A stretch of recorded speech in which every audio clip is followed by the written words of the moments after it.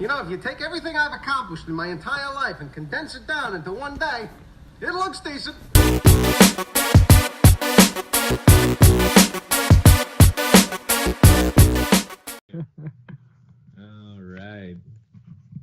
All right, ladies and gentlemen, welcome to episode 18 of The Decent Show, also known as The Ryan Show, because Reagan said it revolves around me. So we are here today, got a very special episode.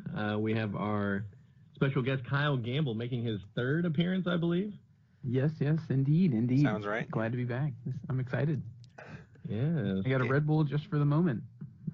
Give the listener what they want, you know. Ask and you shall receive. There we go. Those guys got to ride the bull. Sure.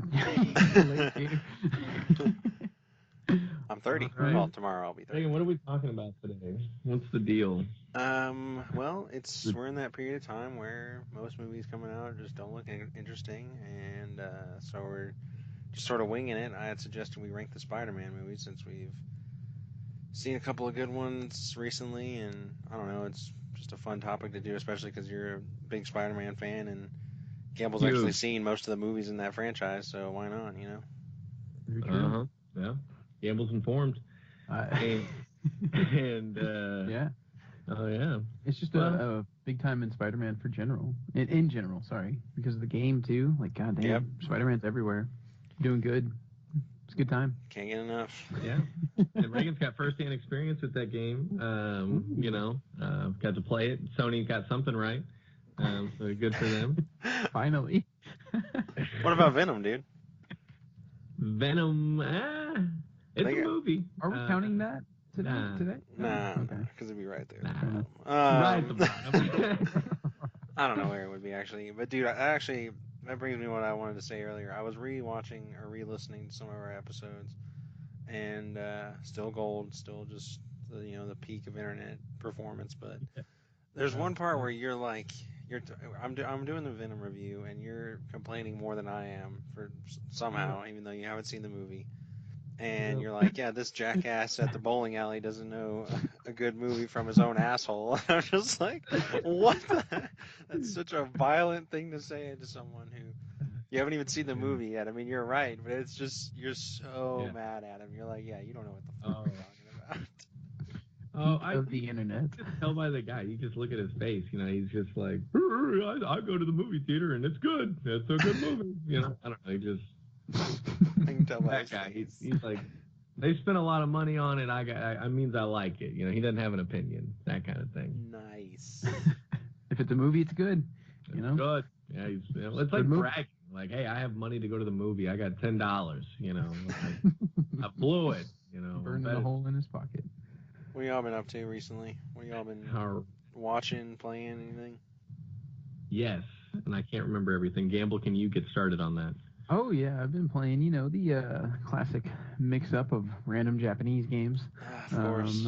Yeah, I bought this, the one called Metal Max Xeno that I've been playing. It's about this tank game. Just, I told Ryan about this earlier. It's, like, not a fantastic game. Like, it's not, like, a 9 out of 10 or anything, but it just, I don't know, just, like, randomly bought it. Had a bunch of Amazon gift cards, and it was, like, $20, $30. I was like, yeah, sure, let's check it out. Tanks are cool. And I've just been having fun. It's been a blast. Yeah, it's similar style to like Dragon Quest. You just kind of run around, turn-based, exactly. It's Nice. my jam, I don't want to get too action crazy on anything, Nice. Take my time. I also bought God of War. I don't know if I ever told you that. Oh, no.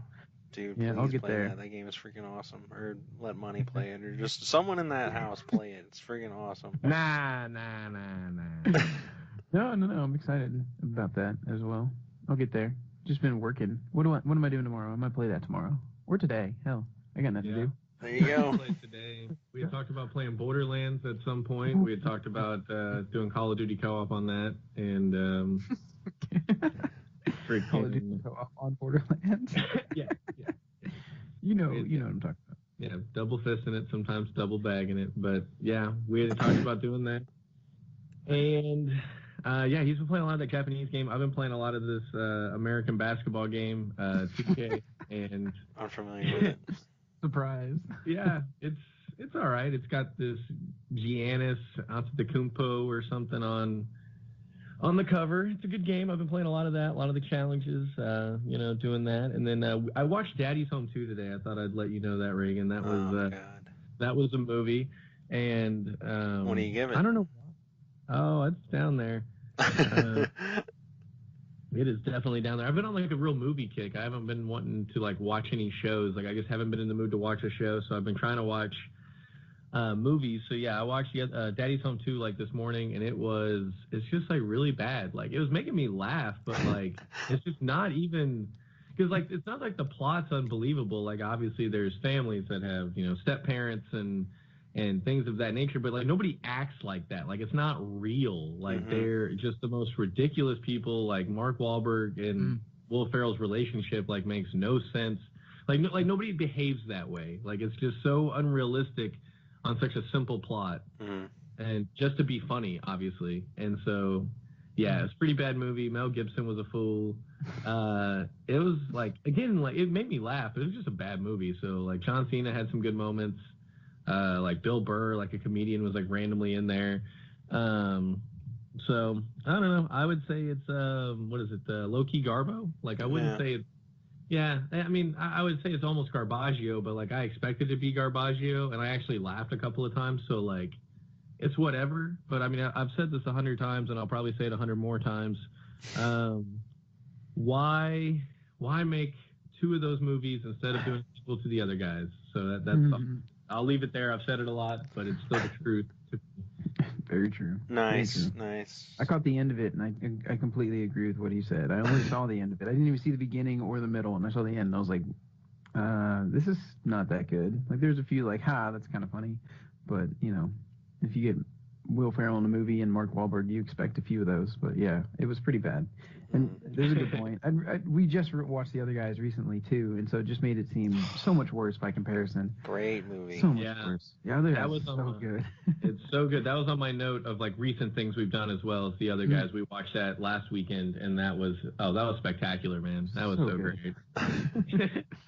Always good to watch it every once in a while. Yeah. Reagan, what about you? What you been watching? I haven't been watching anything, honestly. No, I'm just rewatching like old shows that I've seen a billion times. Still good. I'm playing some games. I played. Yeah, exactly. Got to work on that personality. I played the Anthem demo.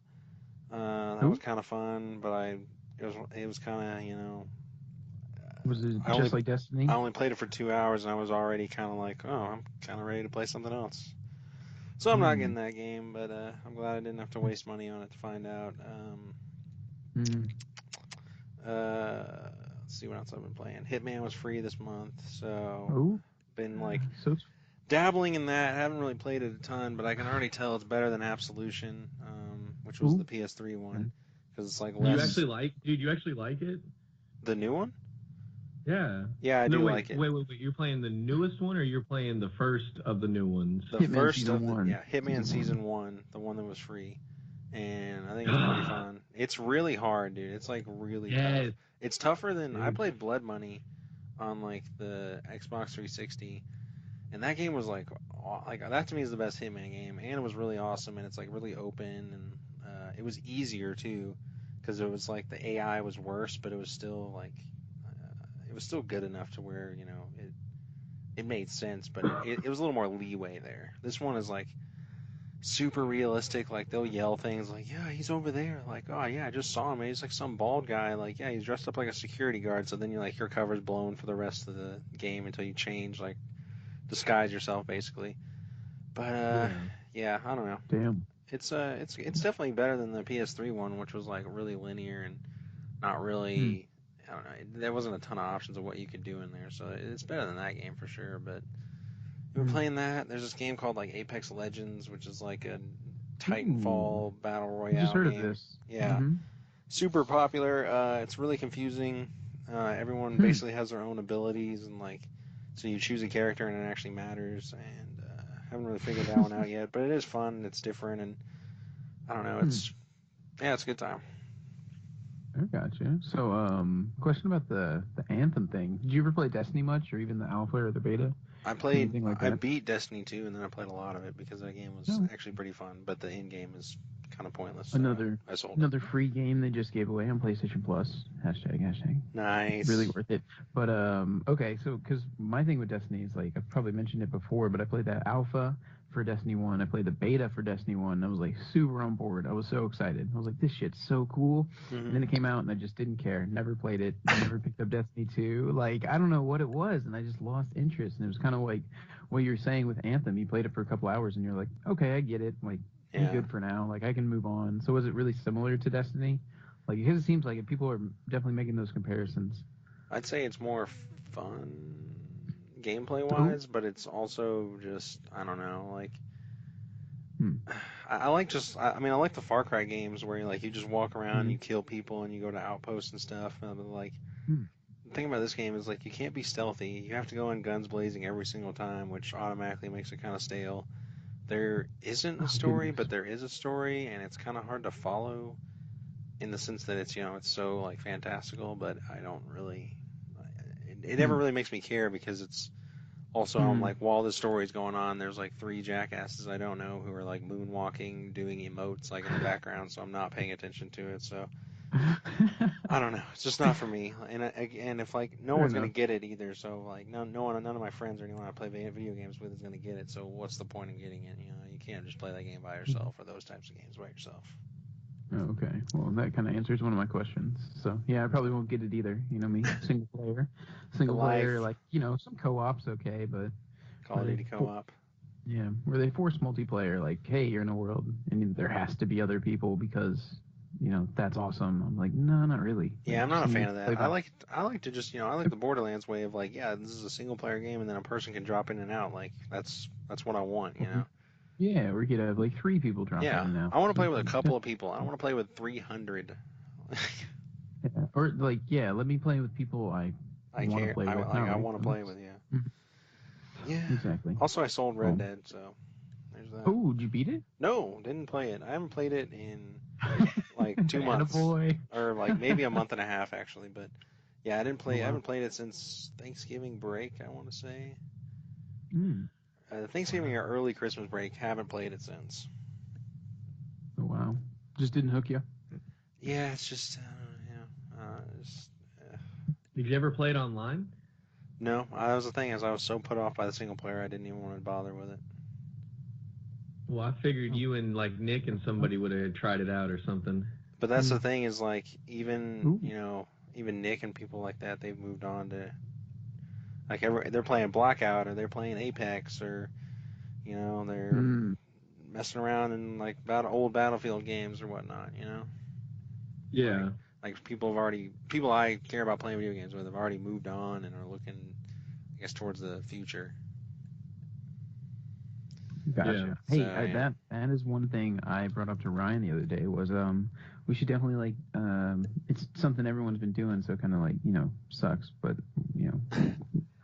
Ride those coattails. It's like what we're looking forward to in 2019 or something, or just things like that. Like I don't know much about the movie side. Like y'all would definitely know more about movies, but at least games, because like I don't know, there's a big ton of stuff coming out. Like Far Cry New Dawn, which I think y'all are looking forward to.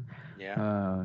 Comes out like literally in 6 days, so I didn't know that. That's soon. And then so I don't know, just like a thing like that, like. It'd be cool to do an episode on that. We don't have to get into it now, but Yeah, we'll talk about it. I mean, because especially like I said earlier, we're in that dead part of the year where, and dead for movies basically, where like just there's nothing huge coming out, and I don't know, nothing really looks interesting at least to me, Yeah, movie wise, me too. I mean, like summer blockbusters, I guess, is when movies pick back up. Typically, maybe that's just a stereotype, and I have no idea what I'm talking about. No, you're right. Okay, cool. And then like the thing is now, like because of Star Wars and stuff, most movies are picking up in like November and December, so like it's it's on opposite sides of the year, and we're in that like dead zone between Christmas and summer, basically, or the holiday season and summer. But yeah. Good point. But games are starting to pick up though. True. Like, what next week is Far Cry, the week after is Anthem, the week after that. You know what I'm looking forward to? Rage 2. Rage 2 is April or something. It's like later. I think I was just looking at it. It was like May, beginning of May, I think. middle of May. But yeah, we could save it for later. We got some Spider-Man to talk about. True, Yeah. yeah. Yeah. Way to keep us on Yeah. topic, Well, Campbell. Yeah, I'll reel us well, back in here. Unfortunately, I was going to get us off topic because you guys got me thinking about all this stuff here. Get us off topic. So you were talking about, no movies coming out. Obviously, that's correct. I mean, you obviously forgot about the hit movie Cold Pursuit with Liam Neeson. The only reason why about it. The Taken movie. Only reason why I bring it up is because the best part of Daddy's Home 2 is they all go to the movie in the movie, and they go see a Christmas Liam Neeson movie called Mistletoe, and he's like holding a missile, and he's like, Santa, I'm going to get you bastards, and he's like, nobody messes with my family on Christmas, and it's just that is pretty great. Yeah, it's like the best part of the whole movie. Is them going to see another movie with Liam Neeson called Mistletoe. So pretty epic.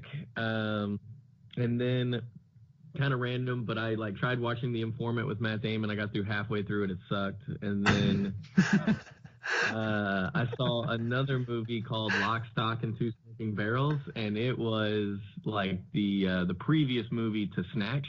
Reagan, you're familiar with Snatch, right? Yes. Did we watch that together or no? I don't know. All the Rocks movies kind of blend together.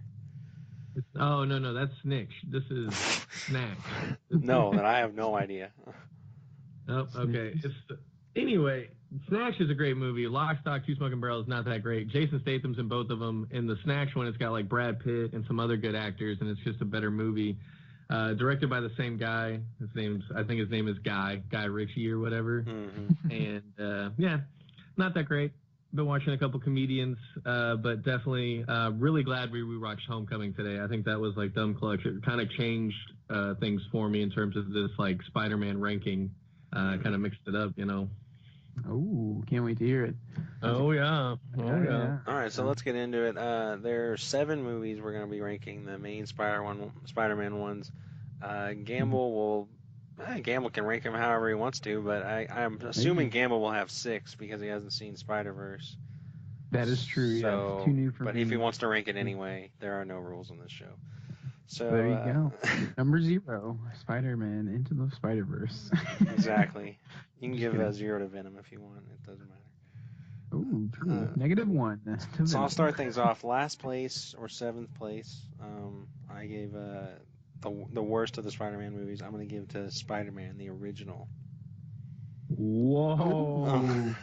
Whoa. Yeah. I'm going to take some notes here, actually. I'm going to write our list down. I'm curious. Dude, that blows my mind, actually. Please explain. What makes it the worst?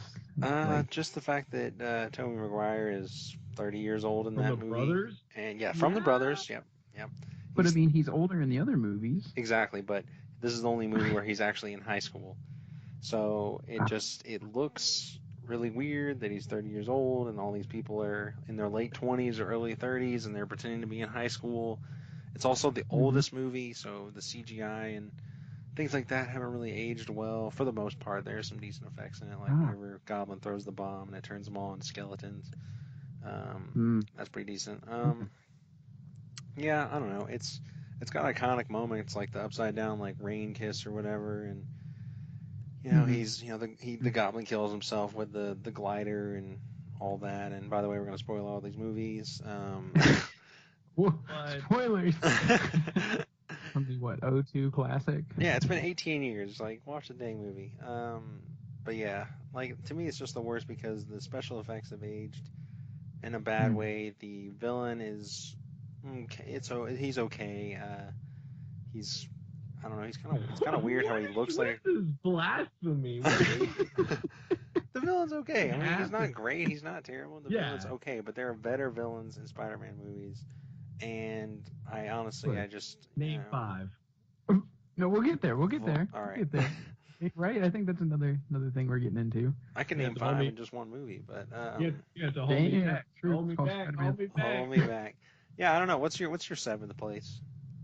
Money? I'm gonna need a moment. What? What have you been doing this whole time? Gamble? Reagan, do you have anything else to say about a great movie? Dude, Reagan, it's crap to talk. I mean, for the time, it was a good movie, but it just hasn't aged well, and all these other movies above it are better. Okay, Reagan. Well, you let me know how well you age, bro. Oh, all right. Thanks, man. Better than Tobey Maguire. Tobey Maguire, man. He's in the brothers. The GOAT. No, Nice. Reagan, I'm just messing with you. Everything you said makes perfect sense. The only thing I would say is like the whole like older actor thing. I mean, that was just the way they were doing movies back then. I mean, they addressed that in Scary Movie. Yeah. That, you know, you pretty much don't see any movie that doesn't have overaged actors in it. I don't know. I feel like that kind of became like a recent thing where they finally started casting some younger looking people or younger people in general. You Yeah. know, And I mean, that kind of technically, thing. Tom Holland he's like 19 or 20, so he's technically shouldn't even be in high school either, so they still haven't gotten it. But I mean, I'm just saying, like, I'm saying that, you know, I'm trying not to let its age or like the prestige of being this first Spider-Man movie, like, give it, you know, extra points. You know, I'm trying to level the playing field. It's earned those extra points, man. That's it. Okay. I'm with Reagan. It's trash, but Oh yeah. no, I mean it's trash, but like, you know, come on. Yeah. The good kind of trash. Big trash. Definitely. All right, Money. You what's your 7? Nah. Bro, are you gonna be ready They're all today? tied at number 1. They're all it's pretty much, honestly. But Venom. so I see that's the thing. Reagan like blew my mind, but I might blow y'all's mind. So my last place is Venom. I know that doesn't count, but I just wanted to give it a shout out. It's trash. Yeah. So last 8th place is Venom, not even on the board really. I barely even wrote it down. So Just put a V. yeah. Venom. Through a trash can. And anyway, so after Venom though, last place once we get into the actual Spider-Maning, I put Spider-Man 3. Really? Whoa. Yeah. Yeah. That Yeah. kind of surprises me. It does, because I've always regarded it as my favorite. Turns out I might have been being sarcastic, I think is how you pronounce it. That doesn't sound like you. It's not like me. I like Spider-Man 3 because of how bad it is. You know, it's funny. like the hype, like the most hyped Spider-Man. Black suit was dope. Venom's in there. That's supposed to be dope. Topher Grace, like obviously one of the best actors in, you know, modern day times. Uh-huh. True. He won that award. Mm. Yeah, he did. So yeah, I don't know. It's a pretty bad movie. Too many villains. They don't really do anything. There's a villain in that movie that's going to get a shout out from me in terms of least favorite villain in the Spider-Man universe. Kind of an early spoiler alert there, but yeah, it's just Teaser. yeah, a little teaser. Like cast is solid. You know, like everything's in place. Just bad movie. Too much Tobey Maguire doing the emo thing. Like that's like basically the meme from that movie. Yeah. And it really is bad. Like it's really bad. So Could that meme be the thumbnail for the video? I wish. Probably. That would be pretty good. Spider-Man 3 memes. Yeah, it's just And just Tobey Maguire being emo would be nice. yeah, it just makes me laugh how bad it is. But It's true. it's still got its decent moments. But yeah, I would say in terms of expectations and delivering, it's at the bottom for me. What do you play devil's advocate here? What do you think is your favorite moment in Spider-Man 3? Like something redeeming about it? Like probably the best thing? Or just one good scene or something? Because like I'm with you. Like it's pretty Well, that's- overwhelming. When he's maybe Oh, when he super. first turns Venom and he kills he tries to kill the Sandman guy. That's a pretty good fight. Okay. Or Okay. there's some Yeah. there's some decent parts like when I guess, Sandman yeah. turns into Sandman is actually pretty good and he tries to reach for that I was locket thinking of that. and his hand thinking- deteriorates. Also, Mhm. there's like a really good I like how he like hits the bell tower and then Venom like screeches off of him and falls onto Eddie Brock. That's cool. Eddie. That's a cool scene. Yeah. Eddie. It's not all bad. I like it. Yeah. All right. I know that movie was regarded as like they were like before they put it out, they were like, man, there's really not enough action in this movie. Like, what the fuck? Like, what are we doing? Mhm. And they kind of had to go back and like reshoot some stuff or like cut. They had to like kind of fix it up to give it a little bit more action because it's almost. I mean, it's probably the longest movie with like the least amount of action Mhm. considering there's 3 villains. So that's kind of none of that really adds up to make a great movie. Mhm. Like that's the formula for disaster. Mhm. And Oh my god. but like Reagan said, I mean, the first fight where he's like Black Spider-Man, the other like Sandman fight, and then like the final fight at the end, Mhm. like there is definitely some good moments, but everything in between is slow or like ridiculous in terms of Tobey Mm. Maguire not being from the brothers yet, you know. I feel you. All right, Gamble, what's your Very last true. pick? Well, so I technically, don't have a seventh. I mean, I haven't seen Spider-Verse, like we mentioned, or Mhm. Venom, technically. So I guess those would just be not on my list. Just honorable mentions there. So yeah, I don't really have a seventh. I would put Venom. I feel like Spider-Verse, I can't, it's obviously not last. I just haven't seen it. It's probably really, really good. Yep. I've heard great things about it, so. Yeah, I think I don't want to speak for you, but I don't. If you saw it, you definitely would not have it near last place. Like I'm not Exactly, saying yeah. it would be. I'm not saying it might be your top 3, but it wouldn't be in last like by a long shot. Yeah, that'd be a True, hot true. take. So yeah, exactly. Ooh, I'm not about that. Yeah, So get us started I'll on the just give you 6th my. place. I will. Yeah, number 6. For me, my least favorite one. I honestly, Spider-Man 2.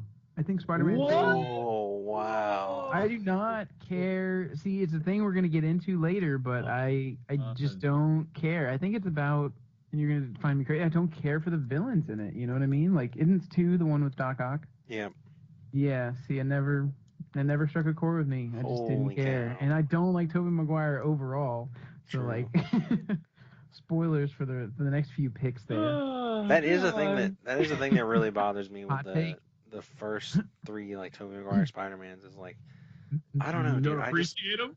yeah, I hate him. Exactly. But like I don't care for how they make him look like, or like how they make him like his life just suck ass all the time. Like he's always late for a bus, or he's always not on time. He's always, he just doesn't have enough money. He can't make it to the ball show. Like can't Don't- like do all these things. Like But he that's does. a frequent trend, bro. That's a frequent thing in Peter Parker's world. Like they But the even way do they that in portray it, Homecoming. yeah, but the way they portray it is so It's just like always so ho hum. depressing It's so almost. like you feel like really bad for him, but I feel bad for him in a way that I don't like. If that makes sense. Like I'm just like, this guy's life Yeah. freaking sucks for being like the most powerful person in this world. Mm. Yeah. Sure. Mhm.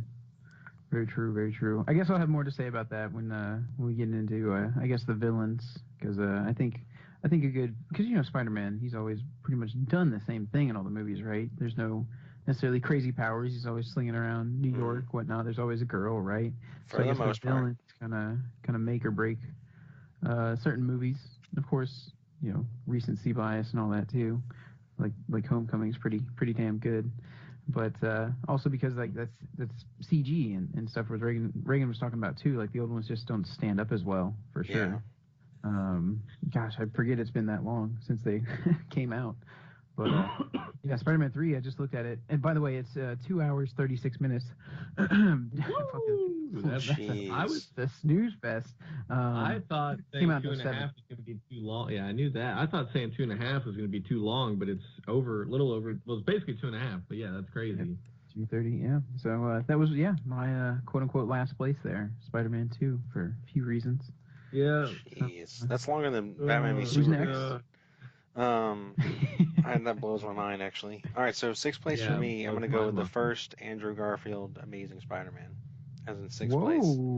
Oh. I mean, It what was do I above say here? The only reason he gets the nod over the original Spider-Man is the CGI has aged better, and I don't know like some of the the actors are a little more age suited. I actually like the love interest. I like what's her Emma Stone. I like her a lot better Yeah, than Kristen always. Dunst. Oh yeah. I don't know. There are stupid scenes, like anything with the bullying in high school is like so just forced and not how bullying really happens anyway. It's always so Flash, isn't Exactly. it? It's always somebody named Flash in every movie, isn't it? yeah, Flash Thompson. Yeah, it's like he's an actual character, and they always, I guess they have to include that or whatever. But yeah, that to me, I don't know. I don't really care for that. But the villain is a little more interesting. He's he's going after a good cause. Like he's trying to get his arm back because he hates not having an arm. Can't blame him there.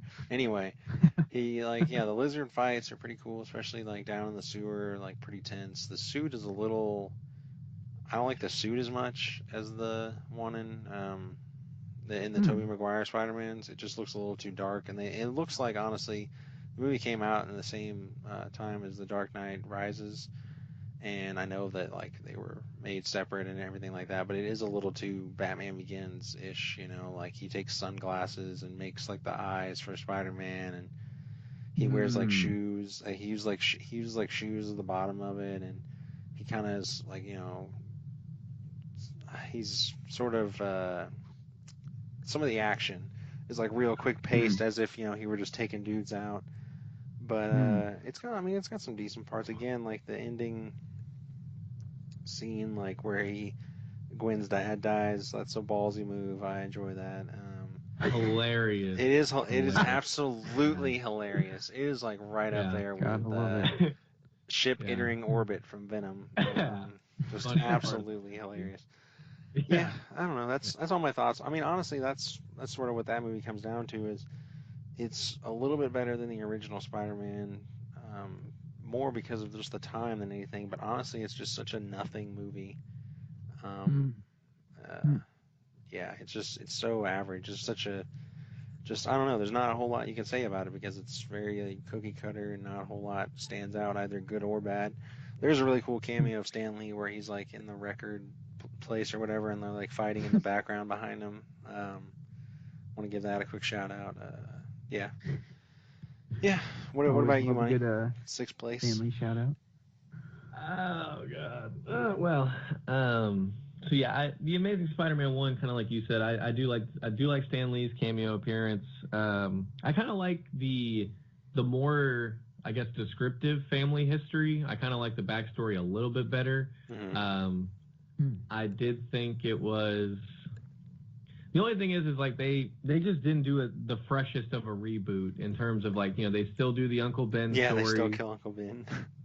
Yeah, like they're kind of plagued by like the Spider-Man, you know, backstory. They do the same origin story basically with the Uncle Ben and responsibility, and you know, he doesn't have a mommy and daddy, but we got a little bit more like detail about like why his parents aren't there, like what his dad was involved in. So like that was kind of cool, and the fact that his dad's basically the reason he became Spider-Man was kind of interesting. And so, yeah, I don't know. I didn't hate that one. I think my next one is, I think I put Spider-Man 2, The Amazing Spider-Man 2, with Andrew Garfield. That's my next least favorite, I guess. I had a hard time picking these because, honestly, when it comes to the end of the list, I mean, I pretty much agreed on like what my worst one was. But now, like, I'm having a hard time. I know what my favorite ones are. But like this middle group, I mean, you could really flip any of them. Like Amazing Spider-Man 1, 2, and Spider-Man 1. Now, originally I had Spider-Man 1 a little higher. Reagan, you actually did sway me. I guess I can't think for myself, but you like, you know, swayed me with some of your points. So I put Spider-Man 1 a little bit lower. So like really for me, I'm just gonna say Amazing Spider-Man 2, but like you could take Spider-Man 1, Amazing 1 and 2, and you could probably flip any of those three around for me. Like it really wouldn't matter because Amazing Spider-Man 1 and 2 are to me really plagued by like the previous Spider-Man story, but I do like Emma Stone better. It is a little bit more modern. I said this to Gamble earlier today. Andrew Garfield, like his voice is a little inconsistent. Like I don't like his accent. Like it kind of comes between like being a white guy and like being a Brooklyn person or Queens or whatever, like being a New Yorker. Like his accent just isn't consistent and it's kind of weird. He takes off his mask a lot, and in both of the Amazing movies, there's a ton of crying, and I don't know, and I guess that's even in the same with the Tobey Maguire's one. There's too much crying, and I feel like there's even more crying in the Amazing Spider-Man ones than there is in the Tobey Maguire ones. Like it's an excessive amount, and some of it's justified, some of it's not. We really don't need it. Yeah, Andrew Garfield's got a weird cry face too. So yeah, I don't know. I'm glad that Tom Holland got away from like the over crazy crying Spider-Man. Like even though he's going through a whole like hard times, like at least there's less crying. Yeah. Very true. Very true. Also, I didn't like Jamie Foxx that much as the villain. Like the villain was cool, but like he like just like Jamie Foxx himself was not cool. Yeah. Like when he was Electro, that was cool, but when he was Jamie Foxx, like that was terrible. Yeah. Yeah. Oh, and Harry Osborn sucked. That was my last thing. James, like surprisingly, if James Franco is a better Harry Osborn than you, then that kind of just says you're not that great of a Harry Osborn. Like I did not like the guy they had playing Harry. He looked like a sick kid. Like he just didn't look good. Looks like shit. Yeah. He did have a stupid haircut. I will say that. Yeah. Gamble. So that's kind of me. I'm just gonna say Amazing Spider-Man 2. Okay, Gamble, fifth all right. pick. Fifth pick. Okay, so let's see here. I think number 5, another terrible one, Spider-Man 3, the Tobey Maguire one. Mm-hmm. We've already pretty much talked about it, but I think the villains are cool. Like Venom's just a cool concept. Sandman's kind of cool. Like you already touched on the scene where he just kind of becomes Sandman. It's really cool. But yeah, none of them are really used well. They're all like subpar, lackluster villains in the movie, and yeah, it's just kind of ridiculous. Like what Ryan said, it's just funny. It's just funny to watch, and it's not trying to be funny. It just fucking is. So yeah, I don't know if there's and I guess with all the Tobey Maguire ones, I just think the whole love interest, like with him and Mary Jane, just it seems so lame to me. Yeah. I don't know. Maybe it's Tobey Maguire, maybe it's both of them together. It just seems lame. So I like Andrew Garfield and Emma Stone a little bit better. Because they were dating in real life, or they are dating in real life. That's true. And Still? I feel like you can see it, honestly. Yeah, they were better couple. God, there's no Ryan Gosling in Emma Stone, but you know. True. I guess it's like the B team here. I don't. You reminded me, Gamble, also that in Spider-Man 3 they re-bring up the Uncle Ben story, like as if we didn't get enough of it. They like re-bring up Uncle Ben. That's where Sandman comes into play. And they changed. Oh, you're right. They changed who killed him as well. So Peter pretty much killed an innocent person. So. Ooh, that's right. Or not an innocent person, but a potentially non-murderer. So gotcha. There's that. Garbage movie. Anyways, so yeah, that's pretty much. I don't know how much we have to shit on Spider-Man 3 for people to get the point, but I think. They will never get the point. We could keep doing it. But yeah, okay. So I think Reagan, you're up here. Number 5. My 5 is also Spider-Man 3. I am incapable of having my own opinion. High five, all right. Yeah, that's actually it's pretty clutch. But yeah, I don't know. I will say this. I said it in our Venom review, or maybe our second Venom review, because it was so bad we had to review it twice. Nice.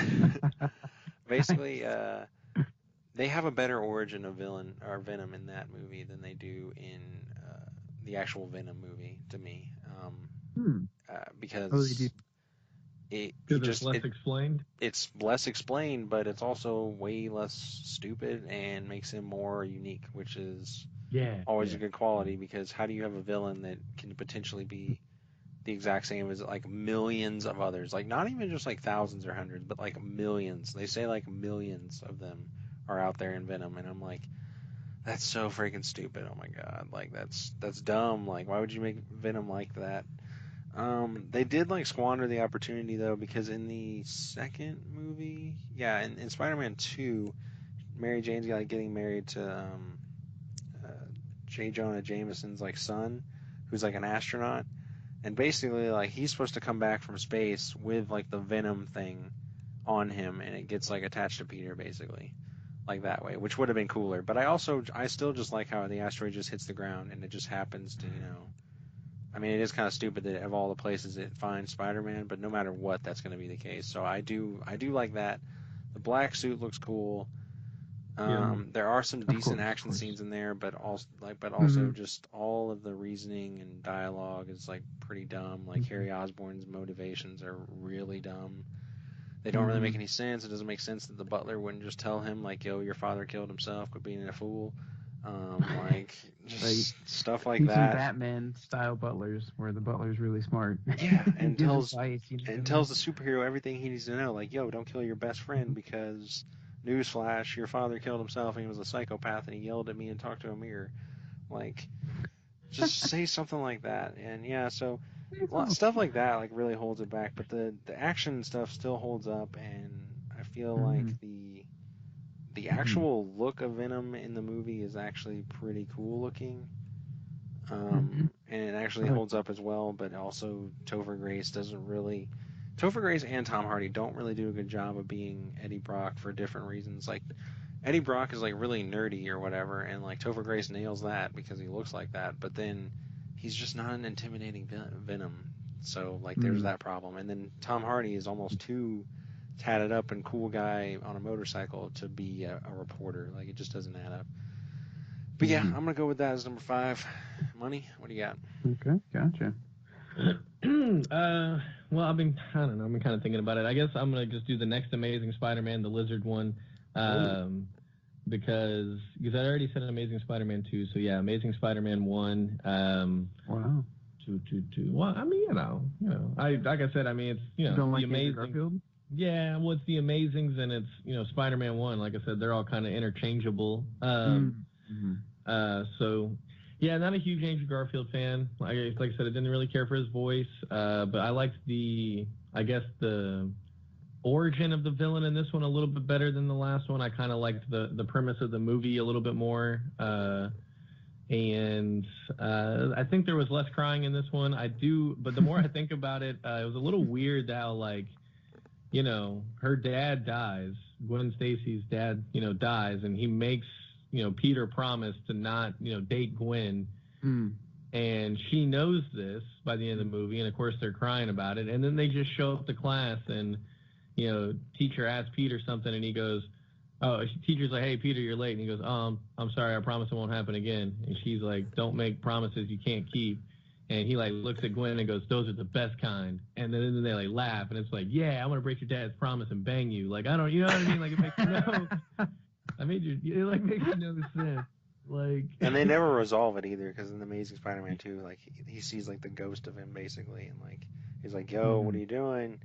And he's like, "I'm doing whatever I want, leave me alone, old man," or whatever he says. Fucking Like, your and daughter. and they never address it again. So he's like, "Yeah, I'm just gonna break that promise to the dying man, but whatever, who also saved my life, but whatever." Yeah, and it's kind of weird. Like, I understand if he's gonna break the promise, like if he really loves her, but like the way he did it, he's just like in class, like all sly, like, "Yeah, fuck your dead dad. I'm gonna break his promise." Like, it was just so weird. Like, you think he would have approached it more like, "Hey, like, I want to talk about it," but nah, he's just like, "Yeah, I'm gonna break it." Like, I don't know, it's kind of weird. It's also kind of a dumb promise, because, like, I mean, wouldn't she be safer with him because he's, again, the strongest person in this world? Yeah, but he attracts the danger. I mean, if she doesn't know him, she's technically not gonna. She's less likely to be around danger. If she is, it's just gonna be like very random stuff. I guess. I don't know. But yeah, I'll put it there. That was good. It does take him a little while to Spider-Man. I will say it's a little bit of a slow build-up, like somewhat slow origin, but they get there, and it's not too long. So I'll put it there. That's about all I got there. I got you. All right, Gamble, number 4. All right, let's move it on. I'm actually keeping the same topic here. My number 4 is Amazing Spider-Man. So. A lot of things we just said. I'm not a big fan of the villain, the lizard, right? That's not a big fan of that. Like, this whole sewer thing. Like, this guy just has like all this technology and shit just down in the sewers. It's like, what the fuck? I don't know. It's not the craziest thing, but I didn't like it. And revisiting the same story again. What were you gonna say? It's a dumb plot. Like, I'm gonna turn everyone into a lizard. That's my master plan. Like, why not? Why? Some conspiracy theory stuff. Like, did the director believe in lizard people or something? Like, dude, I'm gonna out it. Like, I don't know. Well, it takes over his brain. It whatever. True. It does. Yeah. Yeah, whatever you get shot into you, it like basically takes. Kind of like Venom. Like, Venom gets the priority. The lizard gets the priority. Like, it dominates the brain. I guess it'd say. I got you. Yeah, you're they're right. not. Yeah, they're not 50-50. True. I think. I like Andrew Garfield a little bit better, like I said. And it was just kind of refreshing just to have someone different than Tobey Maguire, I guess. But it still wasn't a great movie by any means. It was okay. I honestly think the second one's a little better. Maybe just because I like, Electro or something like that. R.I.P. represent. Yep. R.I.P. But yeah, so that's Amazing Spider-Man for you. Boom, boom, boom. Mine is actually going to be Amazing Spider-Man 2 is my 4th option, right in the middle. The reason it's better than Spider-Man 3, 1, and the first Amazing one is the action's better than all those movies. When he's fighting Electro, it's super dope. Like, even the sound of those scenes is like really cool because it's like kind of EDM, and like that's pretty sick. Like, I like how little stuff like he gets hit with a water hose and it like pans over and Spider-Man's wearing like a fireman hat, which is like hilarious and goofy, and I really enjoy that. and I don't know. There's a lot of cool stuff in there, but they're also trying to set up like 15 movies during that movie, which is kind of annoying. Like the Sinister Six, and like they even hinted Venom in that movie, like briefly. And you see like the octopus arms and everything in the post-credit scene, and there's like Rhino in there at the very end, and he's played by That's like where it was. such a That's terrible accent. Yes. Yeah, just so bad, dude. I So remember bad. What happened? I couldn't stand that part. It has an awesome opening though, because like it just shows like his symbol, and he's like flying through the wind, and like he ends up like trying to stop a truck and everything, and he's like zipping around through cars and everything like that. Like it's really dope. The way he defeats Electro is a little lame, but again, he's like an overpowered monster who's, you know, his electricity. Like it's gonna be hard for Spider-Man to take him down. And I don't know, just another thing that's better than all three of those movies is like just the dialogue and I don't know, it's just less cringeworthy. Like it's, I don't know, I feel like Kristen Dunst is never happy ever. Like she's like the most hard woman to satisfy ever. I feel like she's like on the morning of a vacation. Like it's just so difficult. Like dude, callback reference. Yeah. And like I don't know, I just get tired of that. I mean, I don't have a beef with that actor or anything. I just feel like whoever wrote her character is like, yeah, you're the damsel in distress, and you're always just like bringing Stressed Peter or down mad. and making Peter mad and sad or whatever. So basically, I like that better, and I like how, I don't know, I also don't like, there's a random part in that movie where they use like the For You song, like where it's like, for you, blah, blah, blah, blah, blah, blah. Like they have that like blaring while he's like trying to do a detective agency thing and like find out stuff about his dad, which is never really resolved either, which is like really dumb to me. There's just like a lot of stuff crammed in that movie, and most of it isn't really resolved. Like the Goblin's in it for like 15 seconds, and again, spoiler. Yeah. He kills Gwen, which is actually an awesome scene. Where but it doesn't make any sense because how would he know how to use the glider after discovering it 5 minutes ago? But whatever, like, you know, that sort of describes like that movie to me as awesome scene. Don't think about it. It's stupid. Don't look at the Goblin. His character design is kind of stupid. He looks like he's a booger. Like he just looks like he's been, I don't know, hit like he just killed a ghost in Ghostbusters, and it just slimed like all over him. He looks like nasty and disgusting. It's a terrible design. Yeah, I don't care for it. Reagan, can I ask you something? Yeah. You're crapping on this movie. What puts it above the other ones then? I guess I missed that part. Like, what makes it better than some of these other ones? You're like really pooping on it here. The action and Emma Stone and Andrew Garfield are better than better than Tobey Maguire and Kristen Dunst. Okay. The action's better. This one was better than Amazing One, right? Yeah, it's better than Amazing One because the villain is more interesting. I guess there's only one, which is Electro, and there's better scenes in it. Like the first one just has no like really good scene in my opinion. Like it's just Not really. But like when Gwen dies, super dope scene. When they're fighting at the electrical plant, super dope scene. When he first shows up on the scene, like when he first shows up at Times Square and he has to use the web to save everyone, and hits them with a water hose, and the opening scene in the movie is great. And just there's great stuff in there, but it's very much a mixed bag of just like but good, Yeah, definitely. Very true. But there you go. Yeah, and like like Spider-Man 3, Amazing Spider-Man, and the original Spider-Man, I would all give like low-key Garbo, honestly. But, okay. Yeah, okay, I would. Okay. And then Amazing Spider-Man which is one? decent. Wait. Spider-Man 3, Spider-Man 1, and Amazing Spider-Man, I would give low-key Garbo. And then I would give Amazing Spider-Man decent. Amazing Spider-Man 2 decent? Yeah, sorry, Amazing Spider-Man 2 decent, yeah. Okay. What's your fourth pick? So, that means, all right, so yeah, okay, my fourth pick, so I got 3 left after this one. All right, so I would put I forgot we ain't ranked them either. Yeah, I would say I give Spider-Man 3 low-key Garbo. I give everything else thus far a decent, including my next pick, Spider-Man 1, which, again, these are all kind of interchangeable, like I mentioned, like between the Amazings and this one. But my problems with this movie are kind of similar to what Reagan said. What I like about this movie is I do like the Green Goblin. I like, why can't I never remember his name, the guy that plays him? William Dafoe. There you go, William Dafoe. Boom. Yeah, I like William Dafoe. I like him yelling at the mirror. It's like intense too, where he's like, "Avenge me!" and he like does all that. It's pretty dope.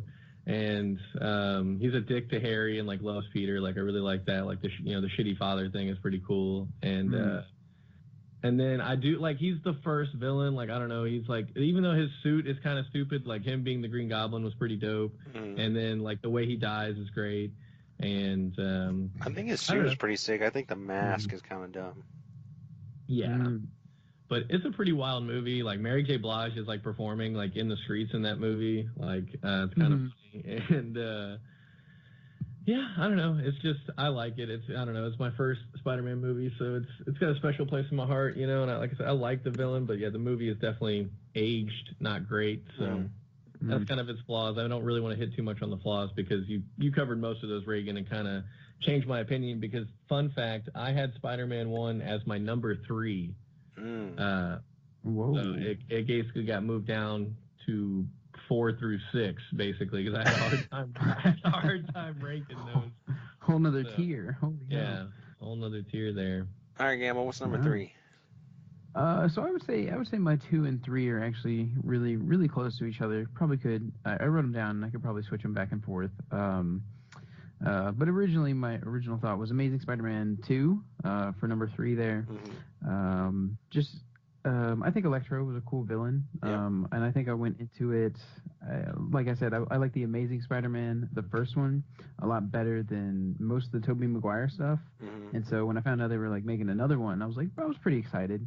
But a lot of stuff you said, they crammed so much stuff into it, and I'm not the biggest comic book person, by any means, and so a lot of those small things probably went over my head. And then they show like that, the Doc Ock's legs or something, and like I said before, that wasn't my favorite villain by any means, was Doc Ock. I don't care for it, and so they showed that, and I was like, are they gonna bring him back? I was like, dude, there's so many villains in all of the comic book universes. Batman has like 20 villains.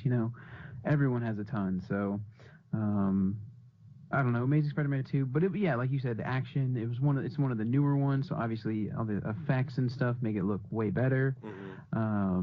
But I think something with newer movies and maybe newer superhero movies is like you kind of touched on, is don't really think about the logistics of what's going on. Just, look at this cool stuff we can do. Like it's a superhero universe. Like there's definitely this big, suspension of belief, basically, that you have to go into it with. So, but I did enjoy it. It was definitely a fun movie.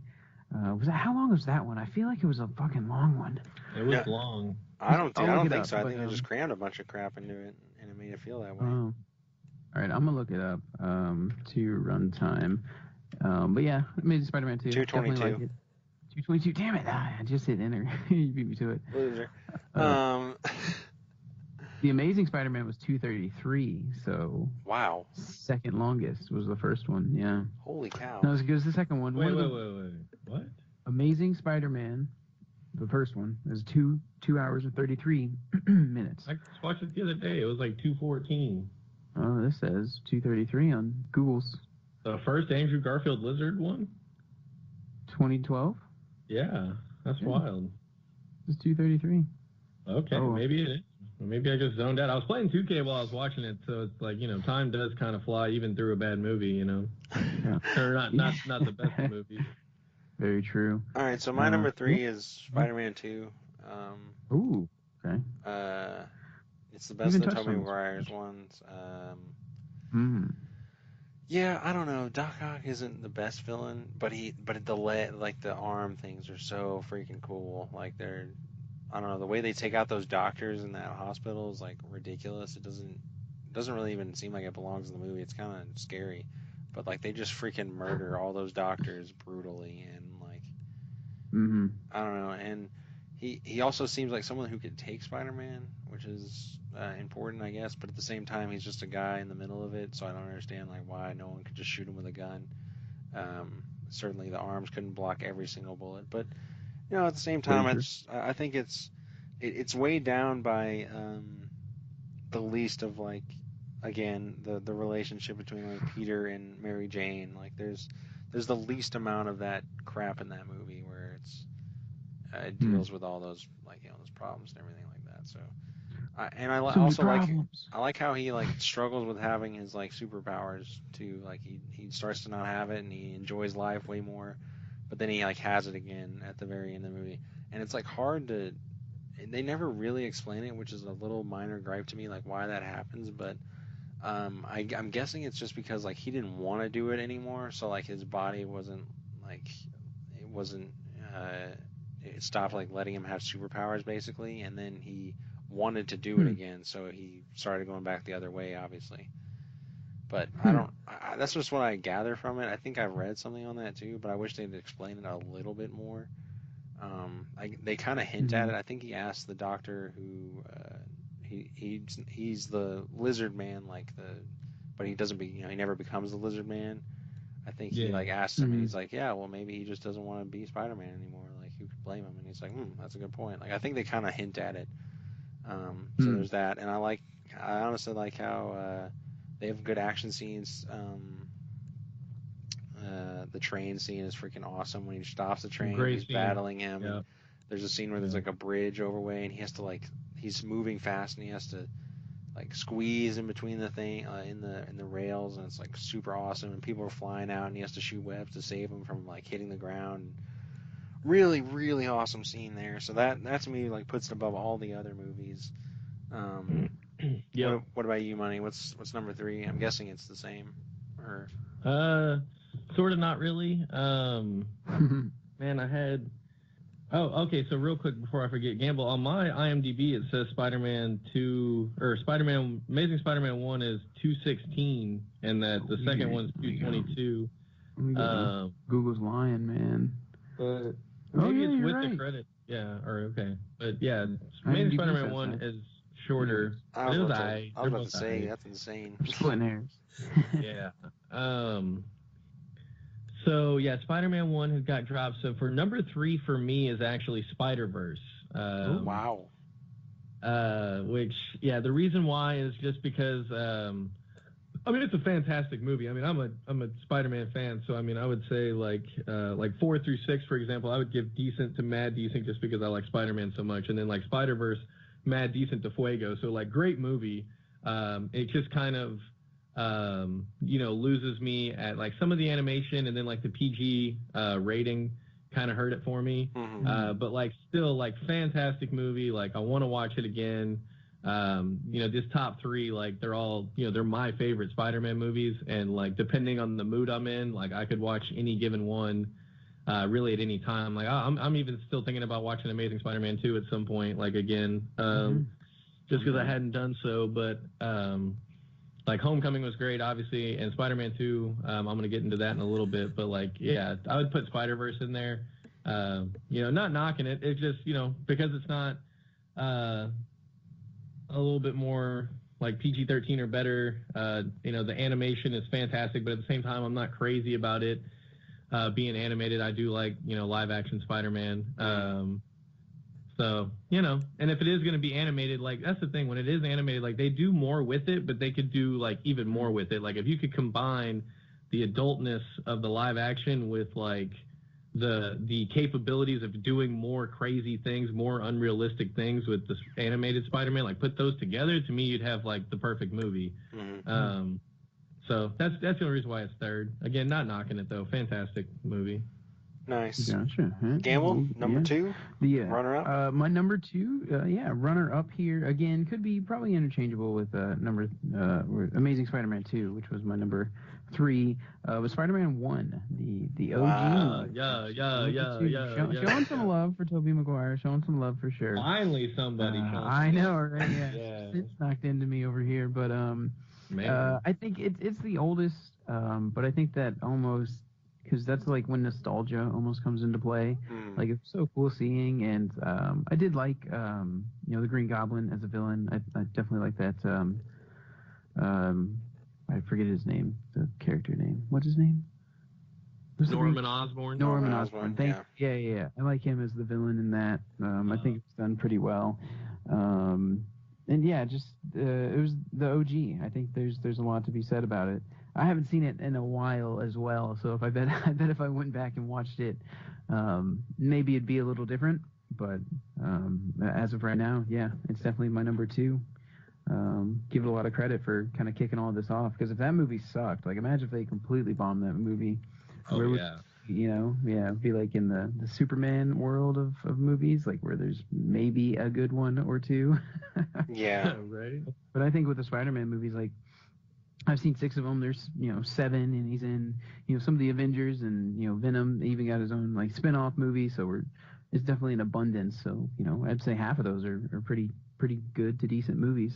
Mm-hmm. I mean, the Avengers of course are great, but it doesn't really count. Yeah. Yeah. There you go. Interesting runner-up. I'm gonna go with Spider-Verse is my number 2. Okay. Real close.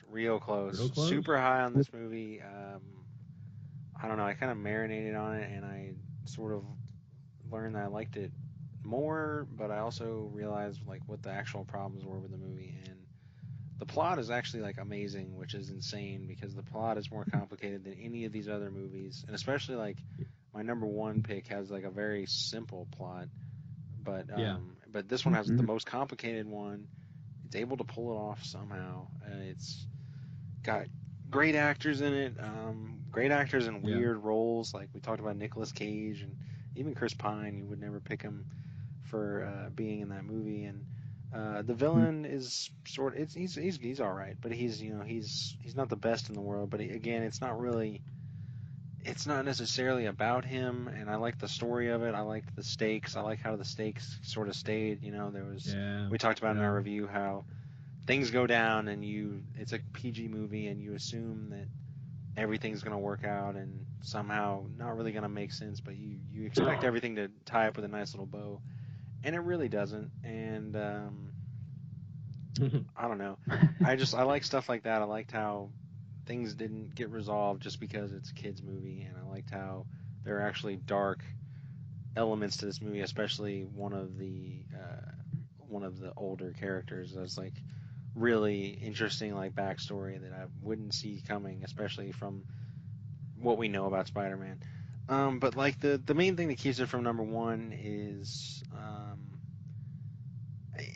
being animated. It has a different sort of standard, I guess. It's not as I don't know. I think I think it's easier to make an animated movie than a regular movie, in my opinion.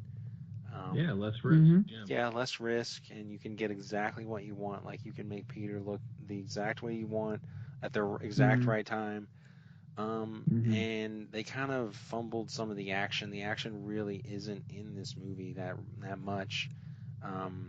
At the end, it's really epic and awesome, but there is a part like that we talked about in our review where, holy crap, this is something that we all want to see, and we kind of look away from it. And I think that was kind of a poor choice, especially when you look at movies like The Incredibles and even The Incredibles 2, to a little bit of a lesser extent. They do action so much better. Like when she's fighting the portal chick, it's so awesome. You can tell what's going on. Like when Frozone's like doing his thing and they're trying to stop this drill, like you can tell they're all going around and this rock's coming at him, and the portal or the Violet, throws up her shields and it like cracks it in half and saves these people. Like awesome crap like that. And I think the animation style sort of hindered it there because it made it look less cool when action was going on, just because it's so over the top. But there are a lot of twists in the story that are great. The characters are all great. I love freaking Miles Morales' suit. It looks so dope. And I don't know, just a lot of the choices they made were really cool and kept me on my toes and was really interesting. And it's just not as good as my number 1. But it's really great. It's up there, dude. It's such a great movie. I mean, I was surprised how great everyone thought it was, and so I was like, okay, like, but don't hype it too much because everybody's stupid. Like, don't hype it too much. And we saw it, and I was like, damn, like this was really good. So I mean, they did a great job. I'm hoping they keep going because that story was really interesting. They executed it well, and they did everything well. It's just there's a few hiccups, here and there, especially cutting away from the action.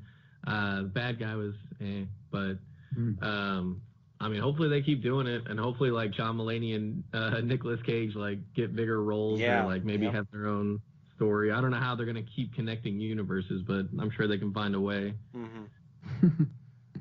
There's always a way. What's your number 2, Money? Makes me wish I saw it. I'm going to see that movie now. And then listen to the Decent Shows review. Hey. Heyo. Nice plug there. Yeah. Get it while it's hot. What's the YouTube channel? Yeah. Follow, comment, like, subscribe, Twitter, YouTube. Tell your parents, tell your grandma. YouTube.com/The Decent Show? What is it? Yeah. Probably. Yeah. Nope. All right, we'll find it. Hold You on. should be able to just go to YouTube, and we should be like the first thing there at the top. Yeah. Just turn your computer on, and we'll be right yeah. there on the It's gonna home pop screen. up. Yeah. I love it. Straight Number in 2, everyone's Money. home. What's your number 2? My number 2 is number 2. Spider-Man 2. Yeah. Whoa. Ooh. For the longest time, regarded as the best Spider-Man of all the Spider-Mans. And then I'm not kidding. And I think the reason And I why don't like it. Oh, it's so good. Yeah, that's why I was blown away. You had it Yeah. last place, and I was like, man, Yeah, that's fuck blasphemy. that. I do not care for Doc Ock. I don't know. I'll have more to say, but continue. No, I'm going to touch on that because what's crazy is I really like the movie, but I also don't like Doc Ock. But that's literally because I don't like the actor. I don't like the guy. Like his face and the things he says are not good. But It's not like, good, man. yeah, but like the movie is good. There's a good flow because we're past the origin story. We're past Uncle Ben, so that's all good to go. You know, Mary Jane, like she finally like decided to give it up. You know, they're doing it, and like, Always good. and like we have a clear cut like, hey, here's a villain. The villain story like develops nicely, like it develops organically, like, you know, the way he comes about is, you know, perfectly fine with me. And then, you know, the movie's resolution, like everything like just flows nicely. Like, you know, we're not plagued with origin story crap and like typical Spider-Man crap, you know, yeah, his powers kind of jumping in and out kind of sucks, but you know, they kind of get past that. And I think, yeah, the action's pretty great. Like, you know, the fights with Doc Ock, the train scene is definitely probably one of the best scenes, like, in the franchise. So that's why it's number 2 for me. Like, I love it, but I really do hate that guy's face, and I hate the way he says things. Like, he's obsessed with poetry in the movie, and it's really annoying. But, like, luckily Peter is, like, just kind of more chill. Like, he's not doing the emo Peter thing. He's not crying over Uncle Ben. You know, he's just kind of Spider-Man, like doing his thing. So like that's probably why it's my favorite of the Tobey Maguires and second place like on the list. Yeah, I got So we all have the same number 1. We do, yeah. Should we just group them together? Yeah. Homecoming. Spider-Man 3. No. The twist. He was right. Yeah, Spider-Man Homecoming, I think we all agree is number 1 here. Right, like Ryan mentioned, we just recently watched it, and yeah, just coming away from it. God damn, it was a good movie. And I saw Tom Holland in the other movies he's in, like Civil War and Infinity War. I technically watched those before I saw Homecoming. Nice, And just interesting. very interesting. I was catching up on my Marvel movies, and yeah, Marvel Spider-Man Homecoming just isn't on the streaming services really. So that was the issue there. But yeah, Tom Holland, even in the little bit of the 2 other movies, really impressed me. Like he fits, like the way he looks, fits, you know, the age that he's supposed to be in. Like he's I guess a sophomore in high school in the movie, which is really cool. And he just did an overall good job. And then I watched Homecoming, and I was like, God damn! I was like an hour and a half in, and I was like, this movie's wrapping up. Like this is it. And then there's another like 40 minutes. I was like, oh my gosh, so much is happening, which was good and bad. And I guess we could get more into like because we took notes, Ryan and I took notes about it, but just general thoughts here. What do y'all have to say about Homecoming? So I mean, kind of. Sorry, Reagan. Go ahead. My bad. Oh no! Before I interrupt your thoughts, so we all agree he's probably the best Spider-Man. I think so. Okay. I want to see more of him in Spider-Man. For sure. Yeah, he just checks all the boxes in terms of what you're looking for in a Spider-Man. He's super smart, super young looking, pretty believable. He doesn't try to do like the New York accent that Andrew Garfield does. He does it jokingly to cover up his real voice. Yeah. And like I appreciate that. So yeah, I think he's definitely like the better Spider-Man. I will admit, even though I love Marissa Tomei and she is like hot in the movie, it is kind of weird having her as Aunt May. Like it works it works, but like it's a little weird. Like I don't know, it's kind of a weird fit. Yeah. But it all makes sense though, and I do like we did take notes on the movie, so we'll definitely dive into those notes here in a second. But yeah, I think he's definitely the best. It's hard to admit it for some reason, I guess just because people have come before him, but like yeah, he really does like check all the boxes. He's funny, he's young. Oh, and I said he was smart, but he also kind of does like the video photography thing, so he kind of stays true to Peter Parker in terms of everything that we've ever seen in Peter. He kind of covers it all, like at least a little bit. And he's kind of a nerd without it being cringeworthy. Yeah, like, absolutely. Like he's super into science. He's in a debate. Like he's on like the debate team or whatever team that was. He quit band, so he's a band at one point. He's like building Legos with his friend. Like definitely a big nerd, but it's not cringeworthy. It's just very casual, and I definitely appreciate that. Like, all right, so what are y'all's notes? Let me hear these notes. Oh, okay. So I'll kick it off. One thing I liked about it was it wasn't just the same origin story again. And I kind of saved myself from spoilers for Homecoming, so I didn't really know what the story was about. Nice. So I was definitely pleased that it was something different, and they kind of, some things in the Spider-Man story already happened, and they slightly referenced them. So I have a note here. It just says, like for Uncle Ben, they never mentioned him, but they mentioned like Aunt May going through a hard time. So it's like maybe they're hinting, right, at that maybe his uncle passed away recently. And then him and his friend Ned Flanders there. Nice. There's this one scene where they're just briefly talking about the spider who bit him, and it wasn't this whole ordeal. It didn't like show it, and it wasn't all dramatic. They just kind of mentioned it, and he was just like, "Yeah, it happened. Yeah, the spider's dead." Like, da da da, and then it was on to the next thing.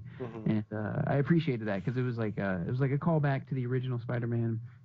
I guess you could say Spider-Man 1 or really the comic books, which was cool, but it definitely did its own thing, but stayed true to the story we all know. Yeah, I think that was a really cool part. I do like how they get that over with real quick, and it's not annoying. Exactly. And then they're on to bigger and better things after that. But in a related thing, it's like it's still the same story, so it's still like the same character names and stuff like that. And this is like 6-7 Spider-Man movies in, so it's a very minor complaint.